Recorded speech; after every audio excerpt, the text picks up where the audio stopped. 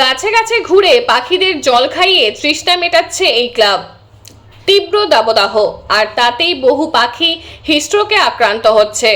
পাখিদের বাঁচাতে গাছে গাছে জলের পাত্র ঝুলিয়ে পাখিদের তৃষ্ণা নিবারণ করতে এগিয়ে এলো দাসপুরের রামপুর নেতাজি ইয়ংস্টার সংঘ। উল্লেখ্য, এই তীব্র দাবদাহে খাল বিল ও বিভিন্ন জলাশয় শুকিয়ে আসছে। এই পরিস্থিতিতে মানুষের সাথে নাজেহাল হয়ে পড়ছে পশু ও পাখিরা। তাদেরই তৃষ্ণা নিবারণে এগিয়ে এলো নেতাজি ইয়ংস্টার সংঘ। সংগঠনের তরফ থেকে বিভিন্ন ছোট বড় গাছ মিলে প্রায় 100টি পাত্রে জল রেখে গাছের ওপর ঝুলিয়ে রাখা হয়।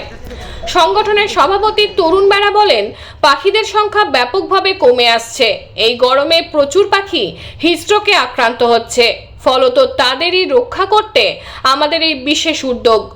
আমরা সকলের কাছে আবেদন করব, সবাই যথাসাধ্যভাবে পশু পাখিদের পাশে থাকার চেষ্টা করুন, কারণ প্রকৃতিকে রক্ষা করা আমাদেরই দায়িত্ব। তবেই প্রকৃতি আমাদেরও রক্ষা করবে। আগামী বর্ষার মরশুমে ওই সংগঠনের তরফে অনেক গাছ লাগানোর পরিকল্পনা রয়েছে বলে জানান সংঘের সদস্যরা। সুপ্রিয় চক্রবর্তীর রিপোর্ট, আমি সৌমিনাক দত্ত, স্থানীয় সংবাদ।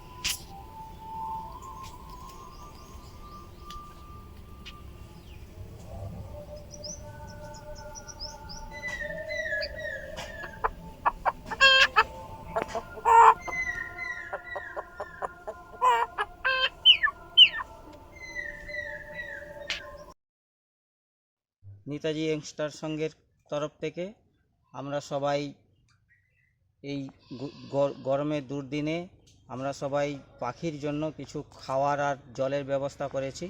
কেন যা গরম পড়েছে, পাখির হচ্ছে খাওয়ার আর জলের নদী নালা সব শুকিয়ে গেছে।